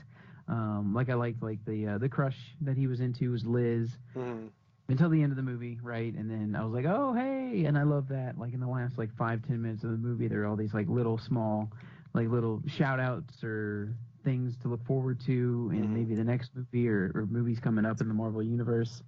That was really cool. But it's still Aunt May, it's still Peter Parker, it's still et cetera, et cetera. But it was new enough. It was new enough. What do you have, Ryan? What's a note or two you took? So kind of like both of you guys said, I know, like Gamble, like you were saying, they skipped all the backstories. Like everybody is familiar with Spider-Man's backstory. They didn't get hung up on any of that. They breezed right over it, like you said, mentioning the whole like Aunt May's going through a tough time right now. Yeah, I got bit by a spider. Like it's like, all right, cool. Yeah, we know all that. Uncle Ben died. You got bit by a spider. You're Spider-Man. Thank you. So they get like straight to being Spider-Man. Thank you. Yeah. I mean, because we all know it, so they don't have to re-show it. To me, that's what plagued the Andrew Garfield ones, is getting hung up on that backstory. So they get straight to Spider-Man. Like, they get straight to him doing stuff. And they still stay true to Spider-Man, again, by making him a good Peter Parker. They kind of check all the boxes in terms of, like, Peter Parker as a character. He's still the friendly neighborhood Spider-Man. They, like, pay homage to that. He's doing nice things in the neighborhood. He's connected to the people in Queens, the deli guy. So that's all pretty cool. And at first, I didn't like the suit. I don't know why I was so against Iron Man giving Spider-Man the suit and Spider-Man not being Spider-Man. I kind of want to, like, retract some of that. Now, granted, if it goes too far, I'll be a little disappointed. But, I mean, Spider-Man, as we've known him, he's never really, he's not – he has, like, some strength. Like, he's obviously stronger than he is as just Peter Parker. Like, once he gets bit by the spider, he gets stronger. Yeah. But, like, he's never been known for his strength. He's basically relied on, like, craftiness, the webs, the spider sense, things of that nature, and then just kind of being able to make it all work.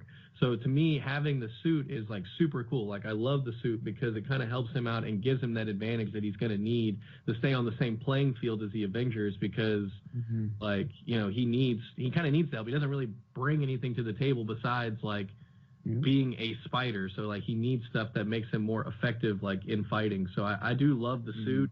I don't know why I was so against it at first. I guess they just kind of had to rethink it. So I definitely like Iron Man's involvement in Spider-Man's origin. And again, it's all done very quickly, like very efficiently, not a lot of time wasted. Yeah, very true, very true. Yeah. Ray, were you gonna say something there? No, I mean I kind of agree. I don't want it to go too far. I think it might even go a little too far in Homecoming. For what? What goes too far? It's He just has 567 web combinations. Yeah, a little too much there. Suit. Yeah, The heads-up display, yeah. everything, maybe a little too much on that. I mean, heads-up display is fine. I can understand why he'd have that. He needs that because he says like his sensors are overloaded and he needs to focus. So like I understand he needs that, but it's maybe a little too much there. I do kind of let it go in Infinity War though, because they are going to freaking space and they are going to fight like the biggest of baddies. So I kind of in that movie I'm okay with give him literally everything. Like what like he's a freaking he's in high school. Like he needs all the crap you can give him. Yeah, exactly. I think with Infinity War and like I guess all the recent anything with Iron Man in it is just like, you know, like I mentioned, there's definitely suspension of belief here when you go into superhero movies, but like the technology and just, I guess it's because he has that much money, he can just afford this crazy technology. Like the suit just opens and hovers and he just steps out of it in a full suit and shit like that. And in Infinity War, like the nanotechnology where the suit is like, you can't even see where it's at and it's just all of a sudden on him. And it's like, I get it, it's really cool, but at some point you're not even worried about if this is even possible, or if there's even an explanation for it. And, you know, a movie explanation could be something so simple as like 2 sentences. Like, yeah, this, and this, and boom, there you go. But with a lot of this technology, I feel like they're just not even mentioning it. They're like, yeah, Tony Stark, money, genius, boom, cool technology. And it's like, okay, I'm on board, I guess. And then I think it helped out a lot that the aliens invaded and like everyone has that tech now, or like that's true. Which is a cool way they incorporated Vulture into the movie. That was his name, yes. Which yes, Vulture. I'm gonna go ahead and spoil it. I think that's the best villain as well. You think so? I think he's the best villain. I just think I don't know, his betrayal is so awesome, and like I can literally boil it down to like he says one of the most generic things ever, but it's so awesome the way he says it. Like whenever they're in the car together, and he's like, "Don't cross me, or I'll kill everyone you've ever loved." And like the way he says it is so fucking badass. And he just has that gun around the seat, and he's like, "All right, now go show my daughter a good time." Like just like, not too good though. Yeah, exactly. It's such a like. You kind of get like a gangster vibe to it. You kind of get like, I don't know, dude. It's so fucking awesome. Like I love every time he's on like the screen. The suit and everything, like his outfit and everything looks super sick. Like I don't know, I really think he's the best. I don't think I don't think he's the only good one, but I do think he is the best. Okay, he's in my running. He's in my running for favorite villain, so I definitely agree, and that's part of my notes as well. Love Michael Keaton. Like, I love him in this movie. Definitely great villain, great backstory, like the way he comes about. And then I almost spoiled it for Gamble on accident before we watched the movie. I didn't even know that you almost spoiled it. I wasn't listening, I guess.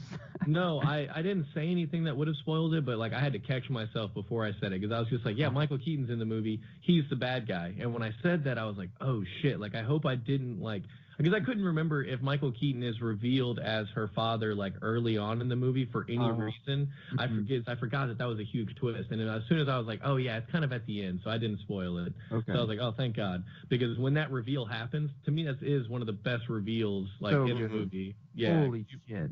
So when it happened, you were like, "Oh, whoa!" And you just feel that. I didn't believe it. Like that's how good it was. I was like, "No way!" I was like, "This is crazy. He's at the wrong house or something." Very, this can't be true. Very simple, used a lot twist, like very common twist, but they did it in a way that made it seem like it was just not going to happen because, she is like African American, and then her mom is shown first. And you're just like, well, then, okay, her dad is probably African American too. Like, you would just immediately think that, like, in your head. But then, like, he comes out and it's like, what the hell? Like, yeah, I guess I never thought anything of her parents necessarily. I do like him as a villain. I think the technology that they have is pretty cool. Again, like, some of this Avengers / alien technology they get their hands on kind of powers these cool weapons they have, which is cool. And the Vulture, he definitely fits this Vulture motif, right? He has the claws for feet and picks up with his feet, and that was pretty cool. But again, we watched the other guys recently, so half the time I saw Michael Keaton, all I could think of was, "Hey, you here for the bath mats?" Or just something ridiculous, nice. like, "Don't go chasing waterfalls," or just something ridiculous. So Nice. I do like him as a villain. I probably wouldn't put him as my favorite, just because because in the other guys, he gives him that straight face every time he quotes TLC. So every time he quotes every time he has a straight face in the movie, I'm like, he's being ridiculous. He's being ridiculous, and it was never the case. And he was intimidating in the car, like you said, for sure. That was a really good scene. And Ryan asked, he's like, "Well, why isn't she like concerned about this tension in the car? Can she not feel that tension between Peter and her dad? She's just like on her phone, just whatever. Like, haha, look at this funny photo." Back to her phone. Yeah, dude, so wild. Like, millennial. I guess so. And that's the other thing I liked about Michael Keaton, though, is like he made me laugh. Like, he was a good villain. He was angry. He was menacing. He had a purpose. But, like, he was also, like, ridiculous. So, like, I got a laugh out of it. So, like, I don't know. I enjoyed it. Was it ridiculous, or was it just... Because this is something I wanted to say about, all the Spider-Man movies. There's always a little bit of humor in them. Like, in the Spider-Man universe, I feel like, there's a little him messing with people. I think it gets better and better as you go through the movies. Like, I think Amazing Spider-Mans have a little more lightheartedness and humor to them than the original three. Like Greg said, the fire hose, and he has the fireman's hat on, like stuff like that, like tongue in cheek, like, haha, that's kind of funny. And then Homecoming just hilarious. Did it so well. Yeah, so funny. Ned's great. Ned is a huge part of that. Probably one of the best side characters. Yep. Oh yeah. In all Spider-Man. I think that's pretty easy to say. There may be like one or two other people that could challenge him for it. But yeah, it was so funny. It was so good. The people on the news channel at school or whatever, freaking that was love fantastic. those people. It reminded me of Bob's Burgers, actually. Yeah, it did. Same. So I don't know, it was just pretty funny. Shoot, what were we talking about? What were you gonna say? Well, just some of my notes. Oh, my bad. But if not, we can move on. Yeah, I got a few more things I could hit on too. But go ahead. Yep. One of my notes was Ned, so we kind of covered him. Ned is fantastic, hilarious. I don't know. He makes the movie so funny, and like he doesn't necessarily have to try that hard. Like the humor is not really complex. He's not going for cheap jokes either. I think the cheapest joke he had was like the one where he's in the library and he says he's looking at porn, but that was like that was well done. Yeah, it was well good. done. Yeah, that was like his cheapest joke, but it was still well done. I thought it was hilarious. So yeah, Ned's great. I do like how the movie actually stays true to high school. Like it's pretty high school in the movie, like considering all the things he does. It's pretty accurate. It's very believable. Like they got that part right. Hannibal Buress as the gym teacher was hilarious. Yep. Yes. That was another funny thing. The other hilarious scene to me was Gambino's interrogation, where he's got like the Batman voice. Yeah, that was great. Fantastic. And never then use interrogation mode again. They may look ridiculous. And Cap America on the gym videos is also good. Yeah. Fantastic. And the post-set credit scene too. Spoiler. Yes. Super. God, such a slap in the face. I was mad in theaters. I was like, wow, really? They did this?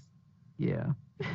You get to sit through the credits in theaters. You can't fast forward. So you're just sitting there, I'm about to pee my pants, and they come on with Captain America going, patience. Middle finger, Yeah. Oh, God. Okay. And then the other thing I did like, again, the movie just did this really well. It was like funny, but it was also just kind of shows you a side of Spider-Man we've never seen before. And that's when he is like, it just shows you, like, it levels him. It shows you that he's in high school by the fact, and that he's new to being Spider-Man, like that whole golf course scene. Like he runs across the golf course.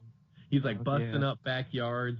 He's not traveling as smoothly and as flawlessly as we're used to seeing. Like there's like a human side to it where it's like, oh crap, I don't have anything to like shoot my web at, so I got to run through a golf course, breaking up houses. And then whenever he's tracking his villain, it's like, oh shit, man, he's in Maryland. Like how are we going to get there? And like he has to get there, via a school trip. I mean, kind of a convenient plot point in terms of that matching up. But like, again, he can't just go to Maryland. Like he's 15. He has to take a school trip to get to his villain. So like that realism was kind of cool to me.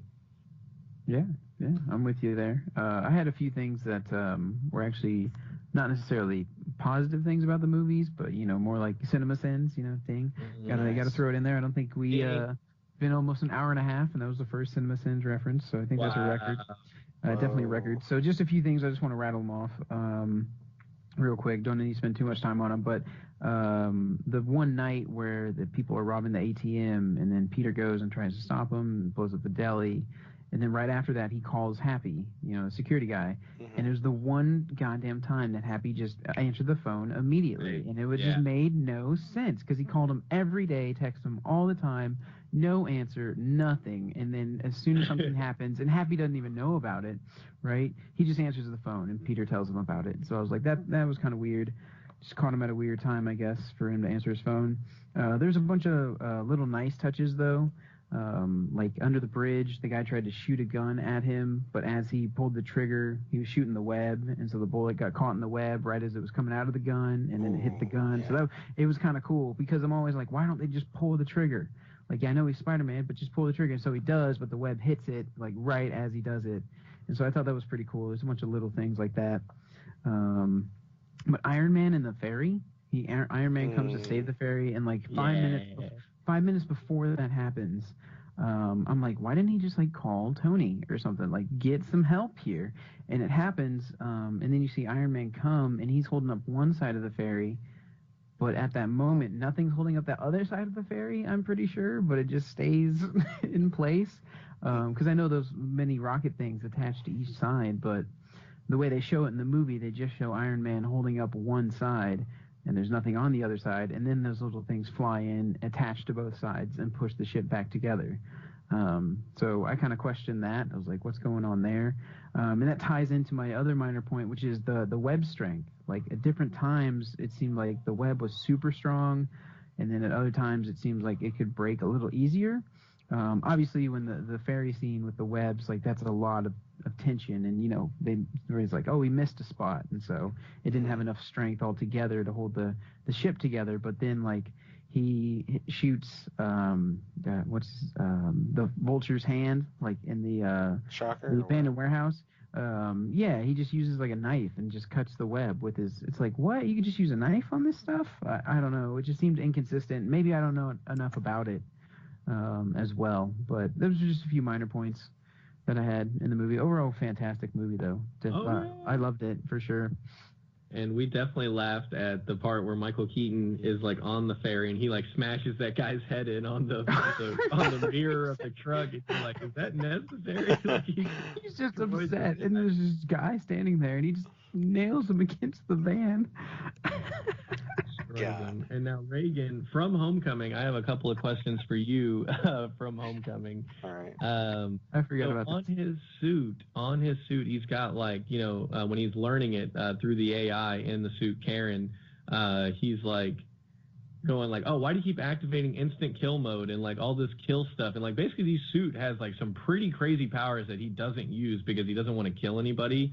But like, it seems like the suit has a ton of capabilities, and it definitely has the power to, like, kill. Now, granted, I know this is humans, but why do we never, like, see any of that explained, used, or tried out when it comes to fighting, like, Thanos and those people?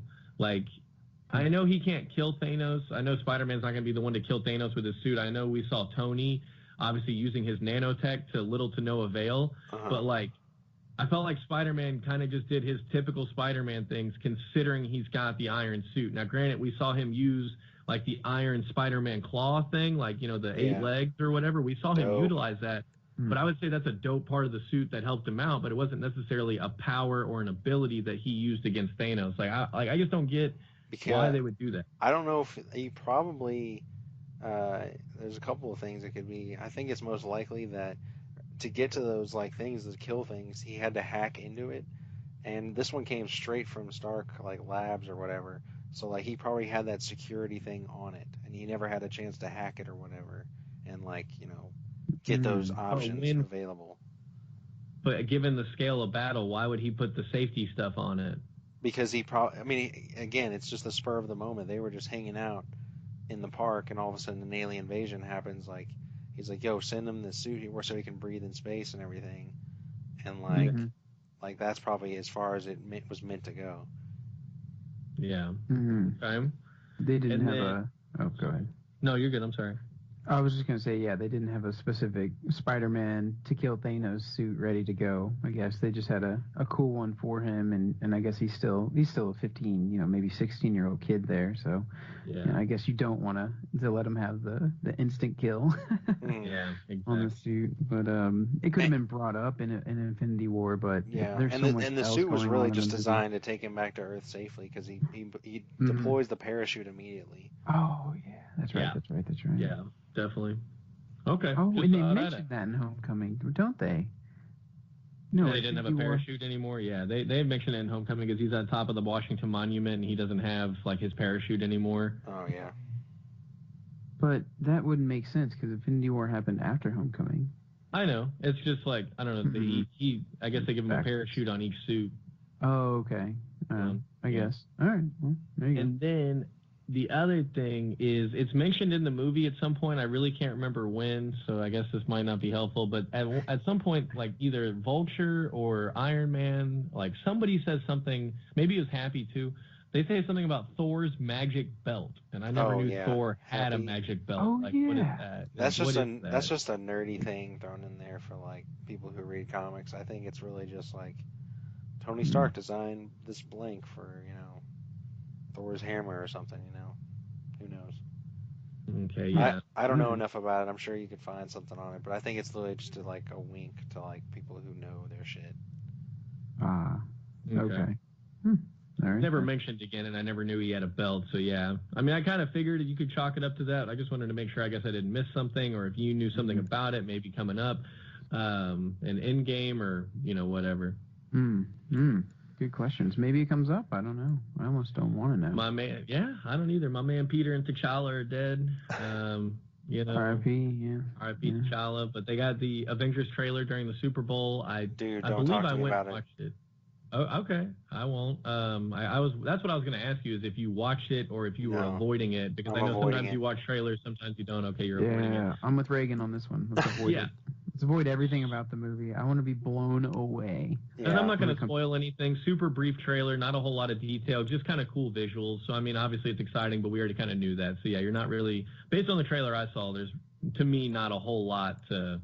That you're like, oh man, like that's I don't, you know what I mean? It's just kind of standard trailer, real short, like 30 seconds, nothing crazy.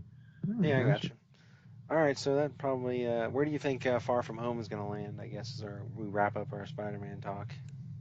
Yeah, we also got to, I guess, quickly go through the other categories. But I would say the new one. I wanted to show Gamble the trailer for the new one before we started this episode, and then I totally forgot. But I think the new one's going to be the best one yet. I think it's going to be better than. Hopefully better than Homecoming, if not maybe like right behind Homecoming if for some reason they can't make it better, but like hopefully they build on it, build on what they did in Homecoming and make it great. It looks great, dude. It looks so good, and we've already talked about how it's like different and how it can be different, and we appreciate that. I appreciate that. I would say without even seeing a trailer for it or anything, I would say that's a reasonable expectation for the new movie, for it to be potentially the best one, maybe a close second to Homecoming. I mean, me and Money were talking on our episode of like we all like the new one. the new movie or whatever, the movies of 2019. We were briefly talking like I put that as like my movie that would probably be the best movie of the year, and I still stand by it. I think it'll definitely be in the conversation, if not the winner. Is Avengers this year or next year? Yeah, Avengers is this year. Is it like May? Because they've been releasing them around late April. It's like April 26th or something. Yeah. Oh shit, that's really soon. Yep. And we get Captain Marvel in March. Yep, and Spider-Man's July. Shit. Oh god, I'm excited. What else do they have on the slate? Because they got to have another one. That's they it. They got a whole half of the year left. No, that's it. That's 3 movies. Yeah. And they don't even have technically a movie announced after that. So, but they have that big Disney, celebration thing in August. Mm-hmm. So they'll probably announce all their new crap after that. Yeah, makes sense actually.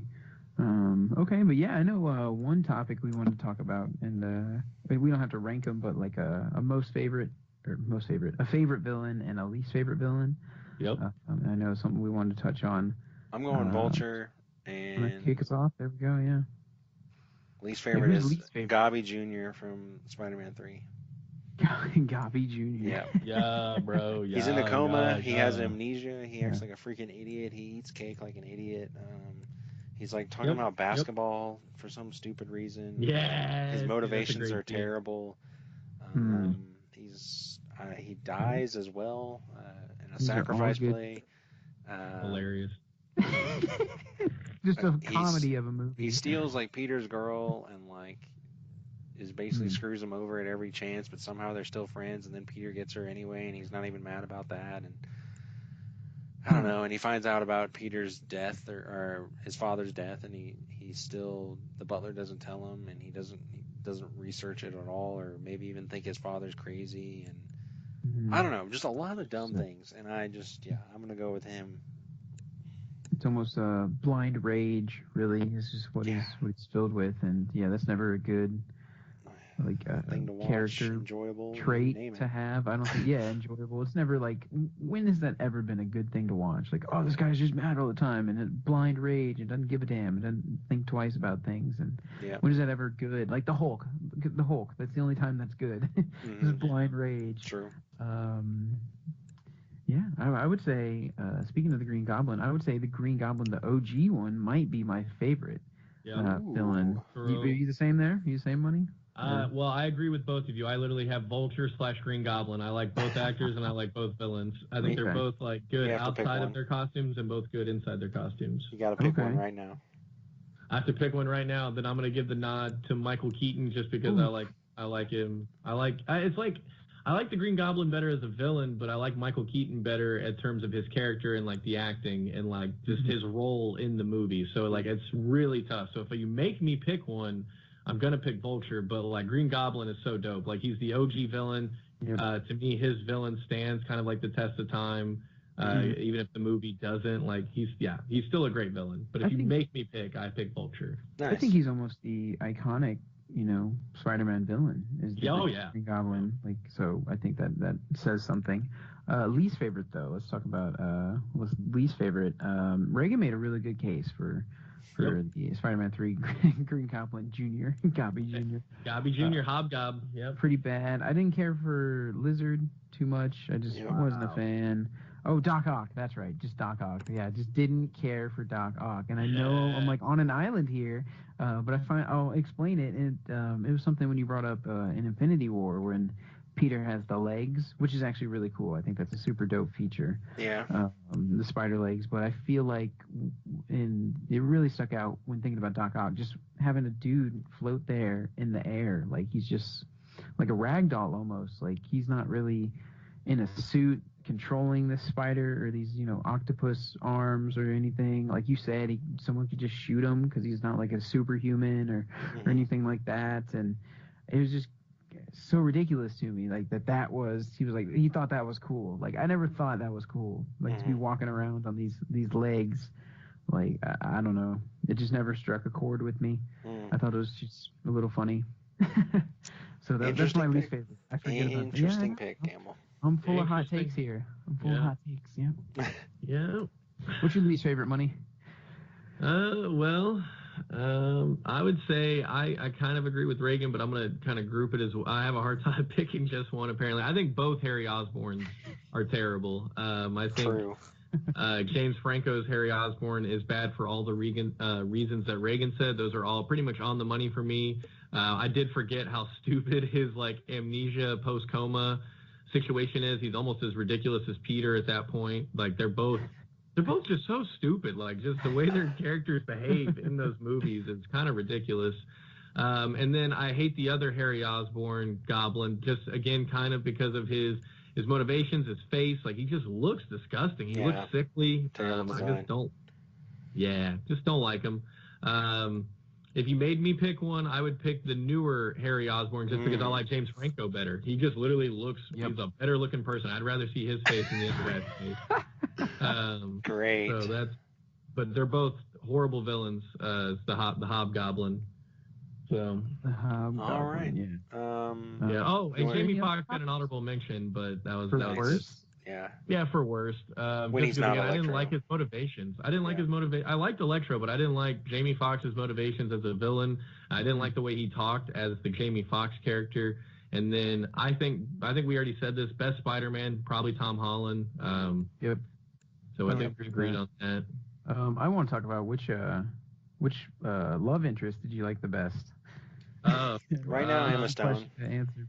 Emma Stone. Yeah. Stone, yeah. On a personal level, it's not necessarily how they were utilized in the movie or necessarily their role, but yeah, just as a person, yeah, Emma Stone for sure.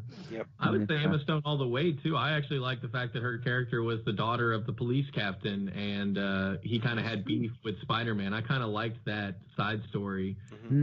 That they're like working together, but he like doesn't like Spider-Man. So I think Emma Stone's Gwen Stacy like all the way. Maybe the new MJ, the dry sarcastic girl, like has potential, but that's something. Yeah. Ooh, Yeah. I really liked her character. Like very minor role, but thrown in there pretty well. And when you watch the trailer, Money, you should show them the trailer. Whenever y'all watch the trailer, you'll see like she's maybe even better in the new movie, just based on like the brief footage we see. Like she's still funny and like ridiculous. I liked it. Yeah, definitely my type of like personality in a character is her. She just at one part she just like looks at him from across the way and just flicks him off. I'm like, yeah, fuck with that. Like I'm all about it. Were there any other topics we wanted to hit on here? Everything I have written on my note card we've touched on. All I have left for me is the rap review segment. So I don't know about you guys. Gotcha. Yeah. Go ahead. Do it. Yeah. Hit us with another wrap one. it up. Okay.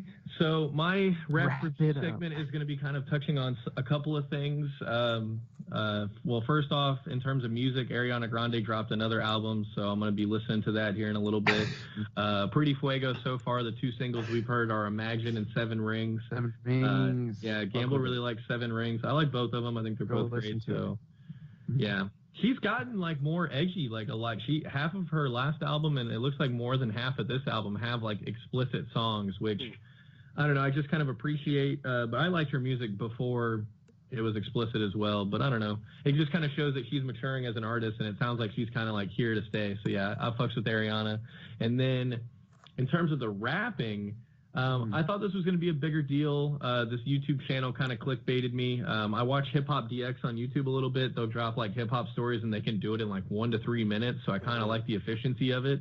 And they talk about Eminem responding to a comedian that I liked. Like a comedian that I like made fun of him. And Reagan, you should go watch it. I'll try to tag you in the video that I saw that was on Hip Hop DX. So it's like a 3-minute video. So I'll try to send you the link to that. Because it's pretty funny. Like the comedian like makes fun of Eminem's like cipher rapping. So he's like, you'll just have to watch it. I'm not gonna even try to quote it. It's too good. I don't want to ruin it. So yeah, he like just straight up makes fun of the way Eminem raps on his ciphers. Like, and he does a pretty good job.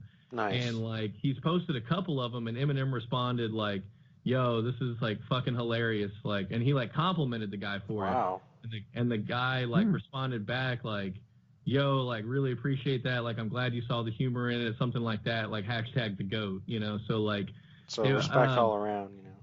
Yeah, it was respect all around, which I'm fine with because I like both people. But I was, you know, the way the video presents it, I'm like, oh shit, like what did Eminem say? Like what'd he say? And he didn't say anything. He just kind of said, "Hey man, this is funny." So quick question: what's the comedian? Who's his name is Chris D'Elia. He is. Oh yeah, the crazy guy, right? Yeah, crazy guy, long hair, looks kind of. Yeah, he looks like Crazy Chris. He looks kind of like an aging bird. He's got like a weird face. Very true. Yeah, and I think he acknowledges it as well. But yeah, he's got a couple specials on Netflix. They're pretty decent. His comedy style's a little different. He's kind of like a bro comedian, and he like makes fun of like being a bro. You know, he kind of does a lot of that type stuff. So anyway, the reason that this got brought up is because of this video, I started kind of scrolling through Hip Hop DX's recent videos because I hadn't watched them in a while, and there was one over a controversy of an Eminem line on his new verse, Rainy Days with Boogie. And so that's going to be my rap review for today, is kind of the breakdown of the bar in question, which is kind of at the beginning of the verse. And so like a lot of people are like 50-50 on it. A lot of people are like, yo, like Eminem like killed it on this verse as always. And then like I feel like at least the ones that Hip Hop DX is showing, like they make it seem like more people hate it than like it, which kind of seems to be the case for him. Like anybody that criticizes him tends to get more publicity than anybody that agrees that he's good or that something is good. So I don't really know how, like, I don't know what the numbers are in terms of hating it or not hating it, but like the line in question goes like this. Like I said, it's at the beginning. I left my legacy hurt, fucking absurd, like a shepherd having sex with a sheep, fuck what you heard. So, like, that was really good. Yeah, and so, like, to me, it's a great line, and literally all he's using, all he's doing here is taking something that's kind of, like, dark and twisted, like, you know, Slim Shady, like, you know, fucking a sheep. He's not saying he's doing it. He's literally saying, like, you know, like this, which is a simile. Like, it's something very similar, you know, it's something very common in rap. Like, he's just comparing one thing to another and then using wordplay and kind of a double entendre, you know, kind of doing that kind of thing. Something he's very known for doing. And people were, like, disgusted with it. They're like, yo, this Boogie album is so smooth. And then you got Eminem talking about fucking sheep. It's like, it's one line. It's literally one line, and it's a simile. Like, he's not actually talking about having sex with sheep. Like, it's so ridiculous. And it's a setup for the punchline. Like, it's exactly what it is. And it's so stupid. And I think it's a great punchline. I think it's great execution. Classic M. And, like, when I first heard it, I was like, that's great. And so many people are like, oh, this is disgusting. This ruins the album. Like, his verse makes no sense. And they act like it's a huge deal. And it's like, it's one line. And I don't know. To me, it's crazy. I just listened to Eminem in her car, and it was the most disgusting thing I've ever heard. I'm now nauseous and I have to throw up. Goodbye. Bye. Yeah. So, like, I don't know.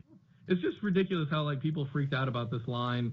And then I haven't gone and listened through all of the Boogie album, but, like, I would say that, you know, this song is probably my favorite song just because Eminem's on it. And I really don't care for Boogie's part or his voice. So, like, I just can't imagine people, and, like, a lot of people were like, yeah, the album was good, Boogie's good, but I don't know what M's talking about. And it's like, what? Like, the same people who like Venom. Exactly. They're out to get you, money. They're out to get you. I know. I just thought it was super weird. So yeah, that's my Ryan's rap review. I will table mine till next week so I can think of a better one. I haven't had enough time, or I haven't thought about it enough, but I will do that next week for show.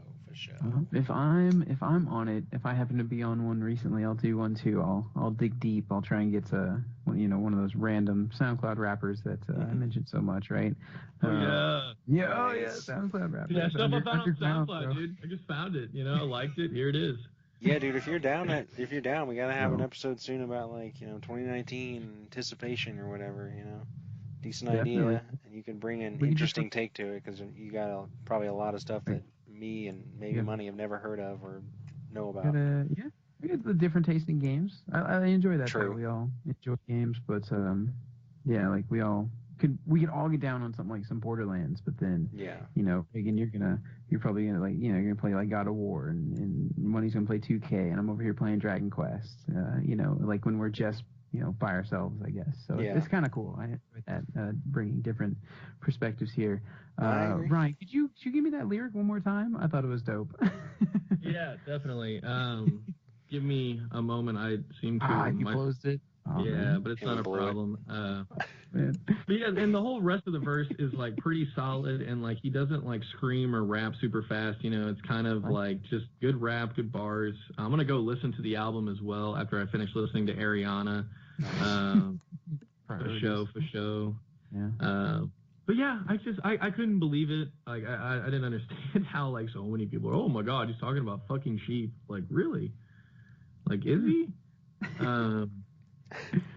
But yeah, let's. There we go. I left my legacy hurt, fucking absurd, like a shepherd having sex with his sheep. Fuck what you heard. Love it. Do you think he mentioned legacy? Do you think that might be some type of shout out to his song Legacy off of Marshmallows Open 2? You think? Yeah, no. It's just coincidence. Yeah, no, they're saying he heard his legacy by things like Revival and like the fact that he keeps making music, he's hurting his legacy. Yeah, I really like that song already. Let him do whatever he wants. Who cares what Eminem does nowadays, right? How are you gonna hate on him? Just let him do his thing. True. Exactly. That should be true for everyone. There's a lot of these new rappers that I don't like, but I just don't listen to them, so that's okay. I'm not gonna hate on them. I'm not gonna go out of my way to dislike them or say mean things on Twitter. It's just whatever. Just don't listen to them. Anyways, yeah, I think that. About kind of wraps right? things up there. That's everything I've got. I think that's the show, Money. You want to take us out? All right. Well, as always, thanks for listening to The Decent Show. Make sure you like, follow, comment, subscribe, Facebook, Twitter, Instagram, YouTube. Tell your friends, family, nephew, cousin, neighbors, roommates, that we're on here dropping knowledge. Glad we could have Gamble on the sode. We covered a lot today, so definitely more content coming out, even with little to no movies. And, yeah, keep it locked into The Decent Show. Everybody have a good night.